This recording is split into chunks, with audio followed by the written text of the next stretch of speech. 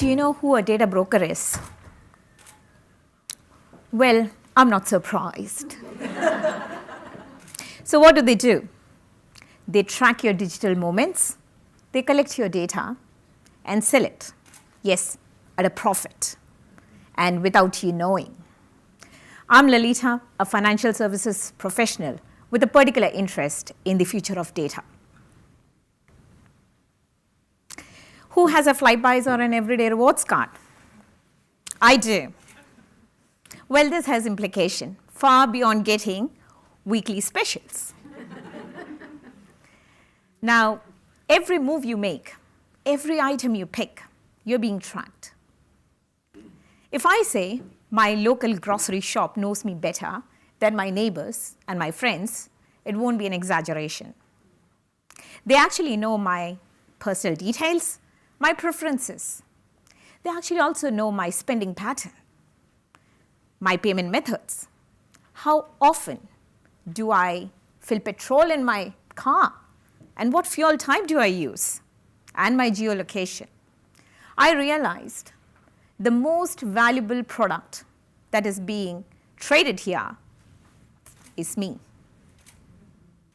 We unconsciously give away our personal information without actually realizing it.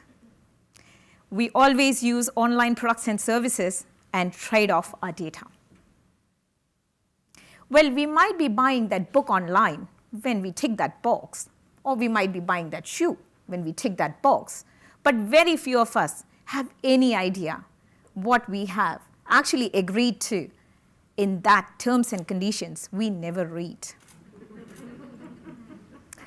Personal data is the new currency of the digital world.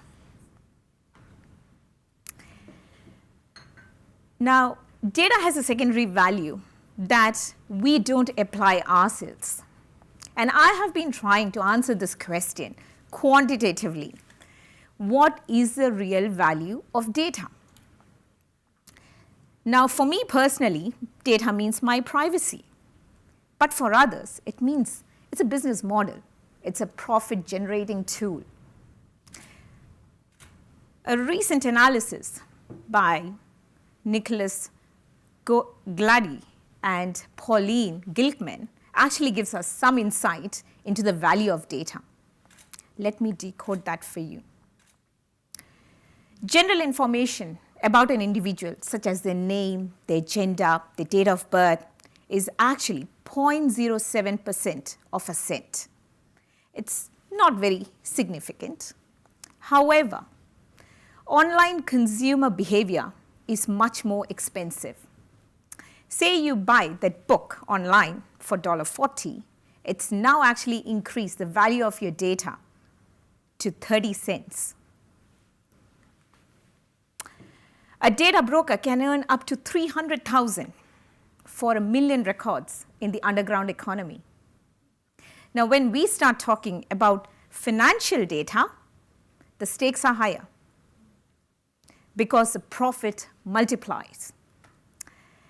And online, if you have an online bank account, a username and a password can actually is up to 10% of the account value.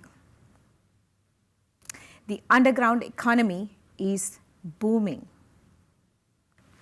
Let me share some facts and figures with you. This is a graph that has been released by the Australian Competition and Consumer Commission. It actually shows consistently the increase of online threats and scams since 2009 to 2017.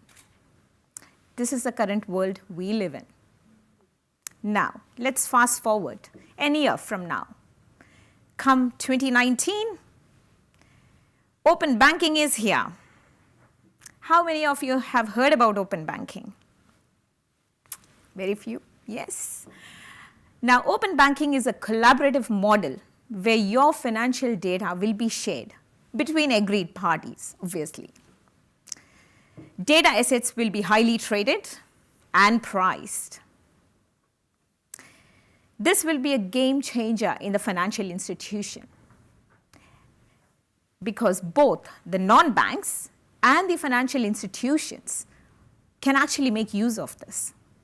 They are driving innovation in order to achieve better customer experience and business growth. This will be a game changer. As our data assets become more highly priced, we need to be more alert. For example, HSBC has recently launched an app in the UK, and it's a first app for open banking. It's actually known as Connected Money. It provides an individual and one view, a holistic view about their financial information in one screen, which means one user ID and password for multiple financial products. As we start thinking about this, we need to be more proactive. Now, as mentioned, as our data becomes traded more often, we need to be more alert in the digital economy. I have 3 simple steps for us to be implemented in our daily routine. Number 1, be data smart. Don't lend your data freely. Lend it as if you lend your money. Number 2, think before you click. Read the terms and conditions before you agree to a service. And finally, number 3, know your settings. When you download a new app to any of your device, opt out of the default settings. Block the cookies. I truly believe that online safety is a race which we all can win.